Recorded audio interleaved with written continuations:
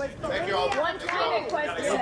Climate question. Climate question. All right, guys. Handsome Zach says, wait, I got a question on climate change. Is that right? Climate change, yeah. Yeah, sure. What is it? Yes, you know we are in Bolivia coup. a climate catastrophe right now. We wanted to know, you plan to ban fracking, and on your first day in office, will you make sure that the United States starts working on 100% clean energy, preferably without nuclear? I released a fairly extensive climate change platform about, 3-4 weeks ago. It includes the fact that we have to move on from subsidizing fossil fuel industries who benefited from tens of billions of dollars in subsidies and turn those funds and subsidies to solar, wind, renewable source of energy. We should tax carbon and pollution immediately. One of the big problems in American life today is that there are these negative externalities that companies don't pay for and we all pay for. And if you think about the cost of climate change, what is that in dollar terms? Trillions of dollars, millions of lives. If we have the companies who are polluting actually pay a price for that, then we would change their incentives and generate hundreds of billions in new revenue that we could then apply to solving the problem. The tough truth of this is that the United States of America only accounts for about 15% of global emissions. So even if we were to very aggressively move in a more renewable direction, if the other 85% is rising, then the Earth will continue to warm, and we're already at the point of no return in many respects.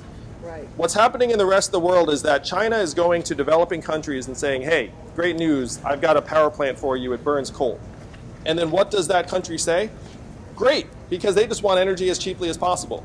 So if we're going to curb those emissions, what we have to do is be at that table and say, instead of taking that coal-burning power plant from the Chinese, you should take these solar panels or these wind turbines, and we will subsidize them to a point where they're actually cost competitive and a no-brainer for you. We also have to start investing in protecting our communities. We already have climate refugees in the United States of America. I was in New Hampshire because I'm running for president, so you go to New Hampshire a lot.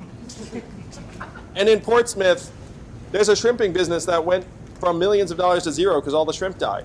And the houses and buildings that are on that shoreline have started flooding regularly.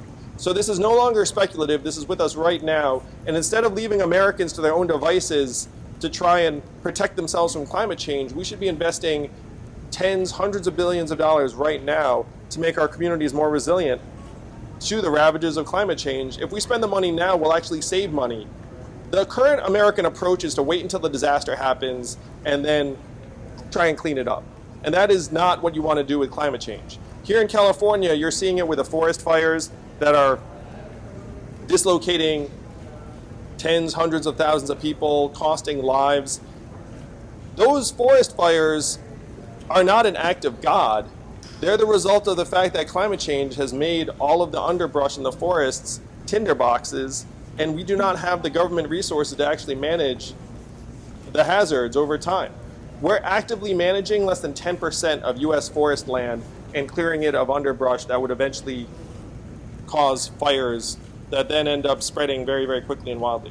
So this is not an act of God, this is a failure of government. We need to dramatically improve our approach to forest management and make it so that we don't have forest fires and wildfires here in California year-round. So it's an existential crisis that we need to rise to the occasion for. There's a proverb that says, the best time to plant a tree is 20 years ago, and the second best time is now. We should have done this 20 years ago, but as president, I will do it now. Thank you all very much. Thank you. Thank you. Thank you. I will. Andrew Thorium.